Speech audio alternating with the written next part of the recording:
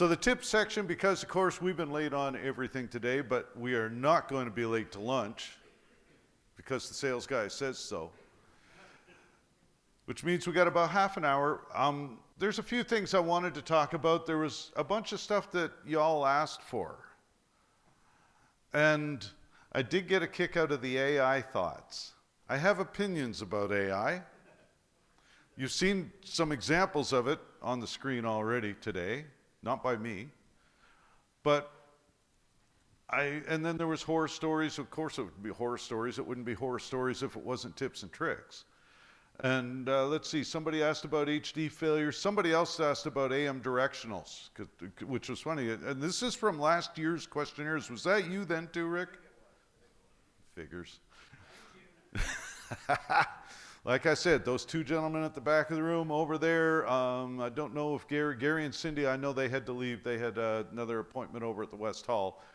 But yeah, the number of people that, anybody in here have the AMD certification, the AM directional certification? 1, 2, 3, 4, 5. Okay, so there are half a dozen. But you're right, it's not common. This is a site I visited down in Alabama. And they were having a problem. They were growling at us because they were losing PAs and power supplies. And we walked through the whole site, and they'd taken our grounding for transmitter sites booklets, and they'd done a wonderful job of looking at it. Except for the part where you look outdoors to make sure the ground actually goes somewhere. And that's what happened. The coax shields are all there. Unfortunately, the bulkhead and the ground strap and all the other stuff like that was not. Stuff requires a visual inspection on a regular basis. Some sites resist being accessed for a good chunk of the year, and I get it. But I mean, you can get a Wyze pan-tilt zoom camera now for $30 roughly. I'm looking at Alex because Alex sent me a Wyze camera picture of a site that had the door open, and it was like that for several months, with the camera cheerfully recording the snow building up. I mean, it does also help to visit the site, but pay attention to whether it's on the air or not. Anybody live in an area where you get wind? So where I come from, we call that a sail. Because it's just a whole pile of wires. Clean stuff up. You've heard me talk about thermal cameras and how I love my FLIR 1. And I've actually got it in the laptop bag somewhere around here. I'm not going to point it out too much in case somebody finds it before I do. But occasionally, do a thermal scan. Okay? You will find a lot of times, and Gary mentioned this in an earlier session we did, you're not going to get an exact measurement unless you've taken some thermography classes, because there's a lot of technology with emissivity and reflectivity, et cetera, and so on.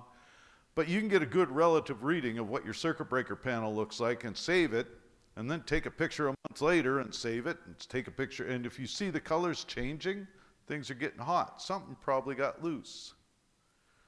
Okay?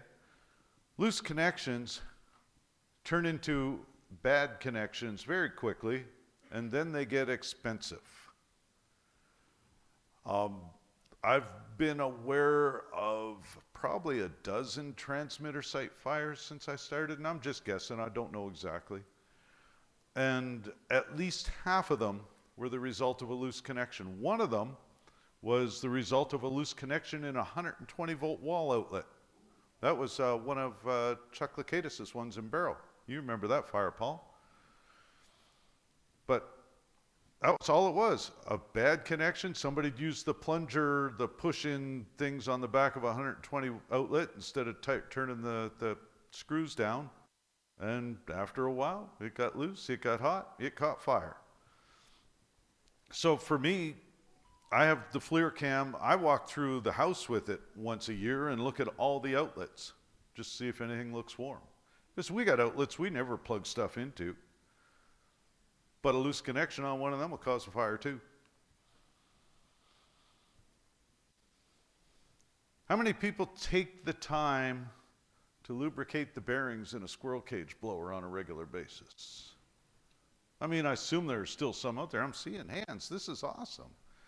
Scheduled maintenance is something that we seem to get away from more and more as we're running from one fire to another, to another, to another, and just don't have time.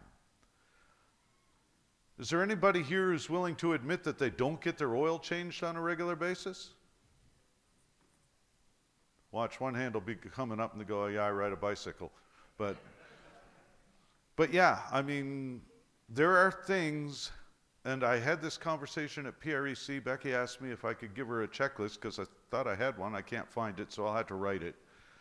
But periodic maintenance things. And the things you have to check, the list is going to vary from one site to another. How often you go is going to vary from one site to another. But the overall list doesn't change much. You know, and I mean, stuff like generators. I told the story earlier about my wife when we had the snowstorm back home a couple of years ago, calling me up while I'm on the show floor because she was in the dark for several hours because we got a lot of snow, the power went out, and somebody hadn't been testing the generator and the battery was dead. I did not earn any brownie points that day. Yeah, my good husband award was rescinded for a while. Now the generator's tested on a very regular basis. Okay, air conditioners, obviously. Older gear, if you've got tubes, spare tubes sitting on the shelf, how often do you cycle them through the transmitter so they're not gassing up? Obviously, it depends on the tube and it depends on the transmitter, but that's the kind of thing you need to be aware of. Okay. Ground system, like we showed a couple of pictures ago. If it isn't there, it's not grounding.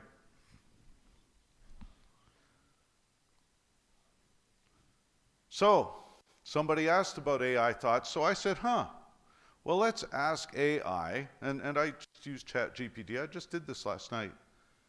You know, tell me about AI and broadcast engineering, and I got the flow chart on the left.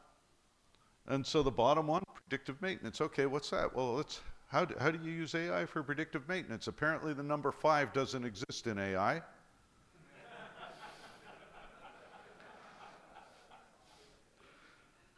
And then I said, well, how do you use it for troubleshooting? So I can see where it could be useful, as long as you don't need the number 5. But there's 2 caveats. I'm a big fan of trust but verify. All right? No matter what it tells me, I'm going to look for another resource. I'm not going to just say, oh, it says, yeah, pull this tube socket and disconnect that power supply. I think I might wait just a second and phone a friend or something. Is Josh still here? You did he? No, that's too bad. This is his picture. It's not his site. It's just one he walked into, and he calls me and he goes, oh my God, you aren't going to believe this. I'm sending you a picture right now.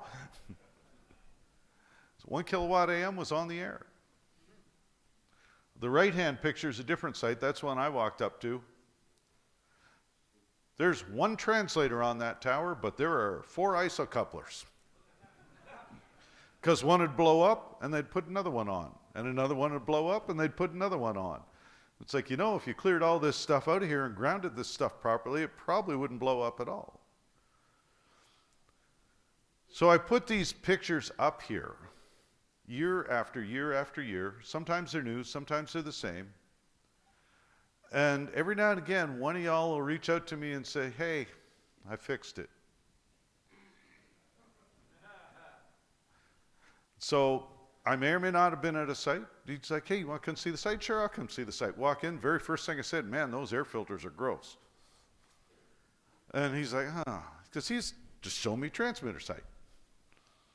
I'm not calling out any names. I'm not even looking in any specific direction. But he may be in this room.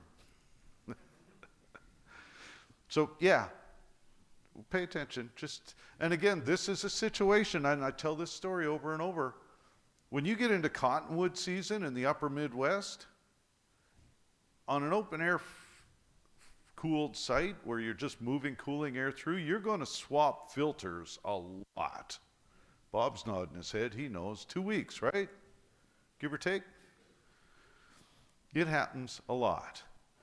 You know, I have a picture that I showed it here last year, so I didn't put it in this year. 3 different air filters. The pictures were taken 3 days apart at 3 different sites, one in Minnesota, one in Wisconsin, one in Michigan. All of them had been replaced within a week previous, and all of them had a 1/4 inch of fuzz on them. It just happens. I'm waiting for him to look up. Because when he looks up, you'll know.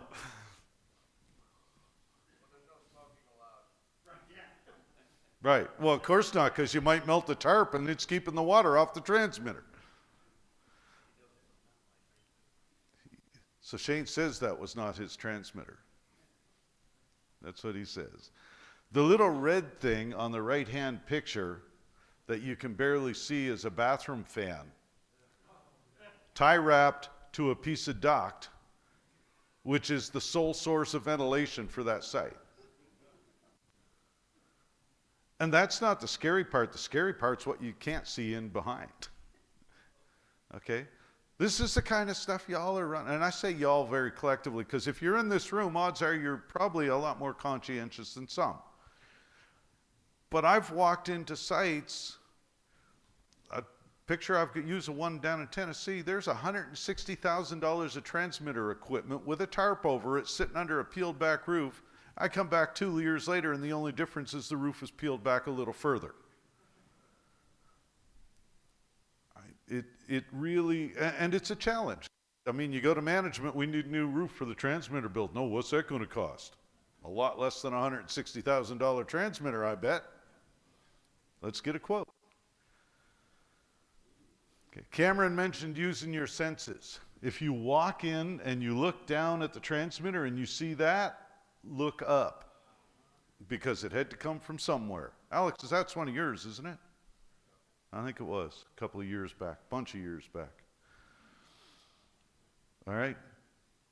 But again, use your senses. A lot of the stuff we deal with, like Cameron said, has an aroma. Rattlesnake across a rectifier stack. It don't smell like chicken. If a rat gets across the thyristor and gets fried between that and his own puddle, that definitely doesn't smell like chicken. Or if he dies in the top and then desiccates, you know. I mean, use your senses. I tell people, if you want to figure out where the stuff's getting in, and those lights are a prime example, you walk into the transmitter build and you turn all the lights off on a bright sunny day and then look around the perimeter for any glimmers of light. Because if you can see a glimmer of light, it's a big enough hole for a mouse to get in.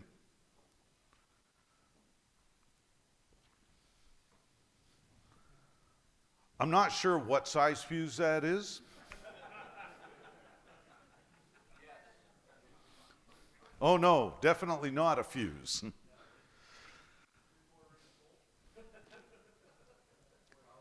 It's threaded rod, like threaded steel pipe from plumbing. But I guarantee you that it's a much bigger number than whatever the original fuse was supposed to be. The one on the left,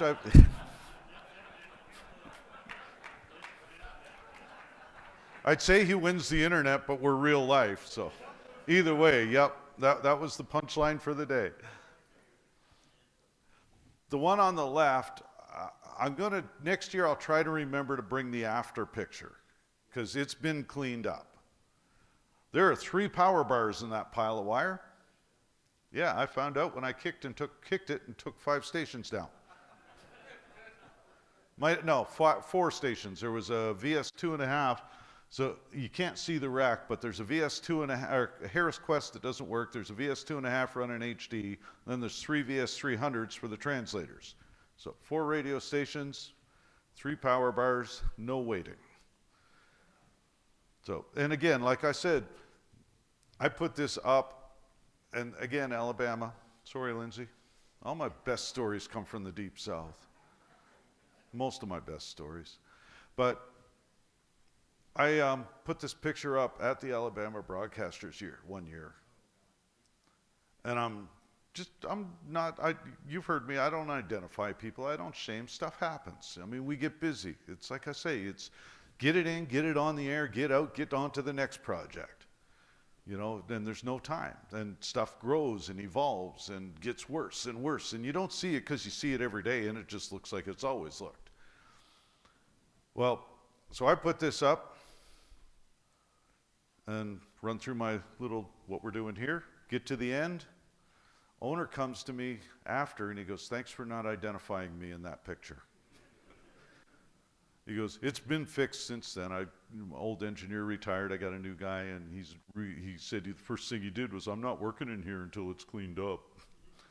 So there you go. Again, use your senses. That picture to the right, I guarantee it had an odor. The title, when I got it texted to me, was "Rat Meat Amfet." And that's what happened. He got in there, chewed the wires, peed a little, and died in the filter. And it had an aroma. You sensing a theme here today? So troubleshooting. I always like to talk about tools, and I found a new one the other day. Well, new to me. It might not be new to y'all, but maybe it'd be new to somebody. The one on the left is a FLIR camera. I talk about that all the time.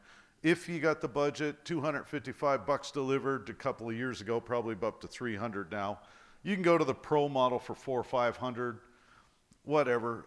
It just depends. If you feel like taking the thermography course, go to the higher end. If you just want something to give you a relative reading, go to the lower end. You can go to Amazon and get them for $100-ish. That one on the right is really cool. It's a two-piece cable tester that you can separate. It uses Bluetooth to connect the two ends, and you can test a cable in circuit. Like, not in circuit, but when it's wired in, right? Pull the two ends, plug them into the different ends, and it'll tell you if that cable's good or bad. $129.95. Really cool. It will test almost everything. Almost everything.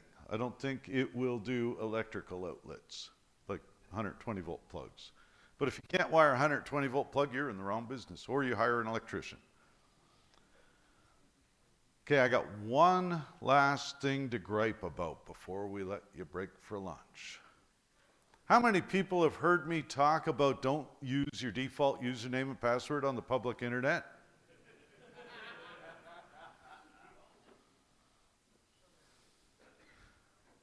Note the timestamps.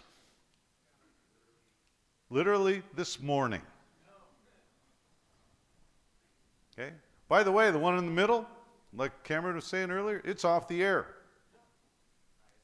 Highest WR alarm. Yeah, I put the alarms up there too. I think I did block out the call sign. It was on that one. They'll be getting an email later, but I'm busy right now. Okay? Do not. Is anybody familiar with Shodan? Anybody not familiar with Shodan? If you're not, you need to do it. Get Shodan, shodan.io. Okay? Once again, S-H-O-D-O. It's spelled up there. Okay, I didn't know. But .io, not .com, not .org. It's .io. Okay? Shodan is an Internet of Things search engine. You type a word in. If that word is included in the code on the piece of equipment that you're looking for, it'll show up if it's visible on the internet. Now, of those 21, most of them were not using the default username and password. Most of them did not have port 80 open. Two of them, the bottom one and I forget which of the other two, were using port forwarding, which did absolutely nothing to stop them being logged into. Port forwarding is not security at all, at all, at all. All right, we had about 5 or so minutes before, maybe even a little more. I might have given you a little extra time.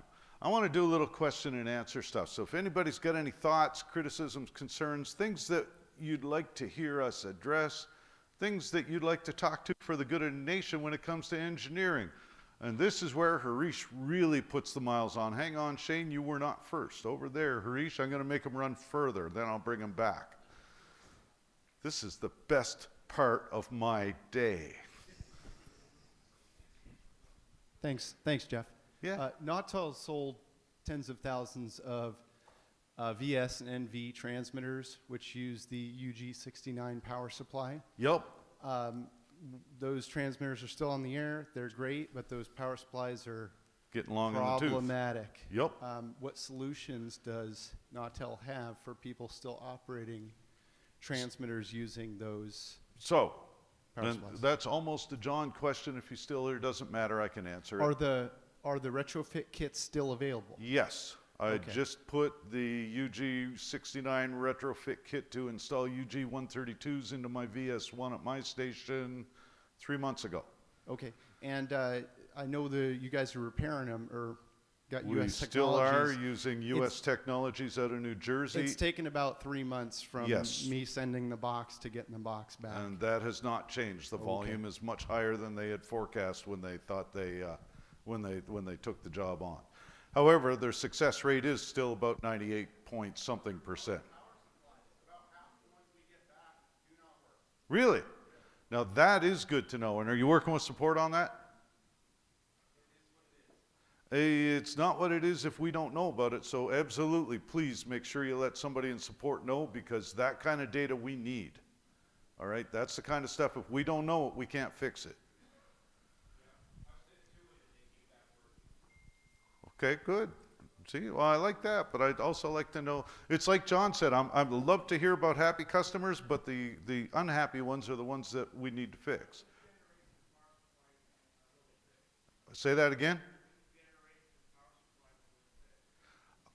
Anything that's in all the UG69s, they'll look at them all. I don't know about the very first, but I don't think we have any of those left in the field. Yep. Well, the NV, those are the ones that they're fixing. Those are the UG69s.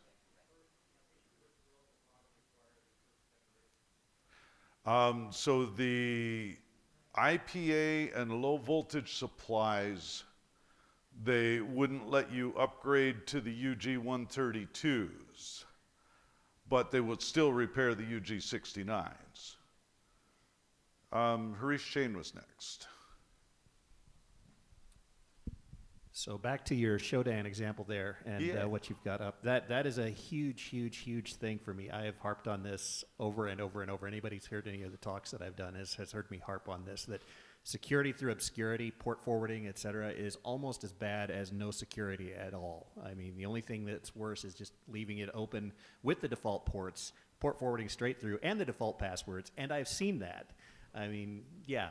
I mean, we as broadcasters have to do better. I mean, in terms of the interest of the public service and our facilities. But I have my own thoughts. But can you talk a little bit about some alternatives to port forwarding for people who who might be doing this? So these days, it's hard for me to justify not using a VPN. Encrypted connection will beat an unencrypted connection any day of the week. And I mean, like on my personal phone, which is in my laptop over there somewhere, I mean, I'm running Tunnel Bear. It's $60 a year. I run it on that one $60 payment, covers all my devices. And, it's a software-based VPN. So yeah, I'm at the mercy of their servers. I'm willing to bet their security's just a little better than mine, because a whole bunch of people are paying them for it to be a little better. So yeah, VPN by all means. They've gotten easy enough that even a dummy like me can install one. And I'm not joking, you watch me mess with this PowerPoint slide for 5 minutes at the beginning of the day.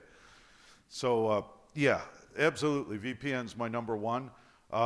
In our station, we've got dark fiber from studio to transmitter site, and we're running a VNC, a virtual network connection with, actually we're using at the moment Chromecast, not Chromecast, but Chrome's sharing, whatever it is.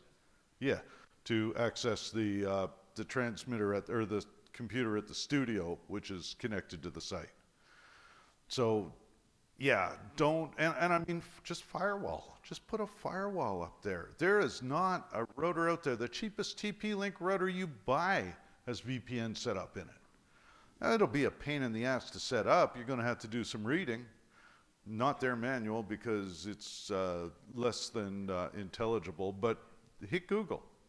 There's a bunch of people that'll tell you how to set up a VPN. Alex is biting his tongue.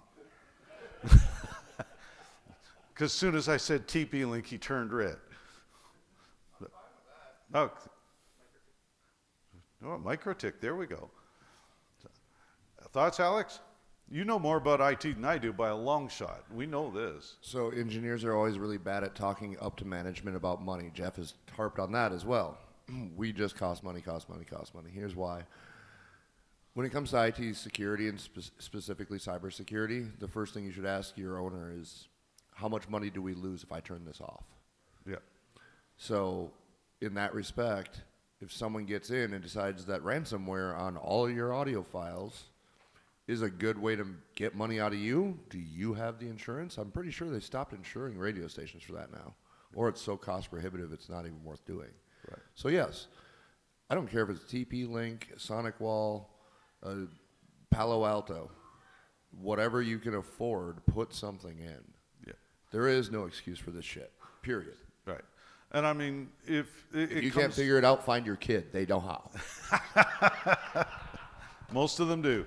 And I mean, going back, like years here, I've said this before, there are a lot of times, I don't care if you're engineering a commercial station or a public station, whether you're a contract engineer or a staff engineer, if you don't know what every station in your care bills or underwrites by the minute, by the hour, by the day, then you've got no idea of the value of that off-air time. And if you don't know that, how do you make the argument to improve anything? All right, so this comes back to the whole bringing engineers into the management track, which we talked about last year and a little bit today. Did I see that mic come back up here somewhere? It's over with me again. Yeah, I just hey, want to Rick. bring up an incident that most of you that are hams know.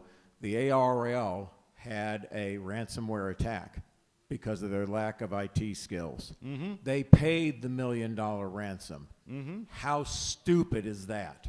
Because all they had to do was have backups, security, and an IT manager, which they didn't have. So I'm going to throw you the caveat, though. And I've had one customer with that almost identical situation. They did not pay the backup. Turned out they had to go 8 levels of backup back to find one that wasn't corrupted. They ended up losing close to a year's worth of work because they weren't backing up regularly enough. So they fixed the process, but yeah, it's going to vary. You can usually negotiate with ransomware folks. I learned that recently too from those folks in Wisconsin. That was really kind of cool. Lake Geneva, Bob. Oh, did you? There you go. See, I was at it helps. It makes a difference. backup Being on able to every machine. backup, air gap, and then Exactly. do not. Here's the other thing. Do not just plug it in to restore it so you No. can immediately infect your backup. No. Yeah. Encrypt the back, exactly. Encrypt the backup. But it just amazes me, a organization as big as the ARL, that does millions of dollars a year, wouldn't hire an IT manager. It's like stations not hiring an engineer. And you're down for the Didn't I longest just tell you about the LPFM that Absolutely. Yep. You got to do it. it happens. Yep. Absolutely. Right. All right, folks, it is 11:59. Told you I was going to have you out of here by noon for lunch. Thank you all very much. We do have the HD sessions. We got Q. We got, forget what else. Oh, Justin's talking about AUI or something.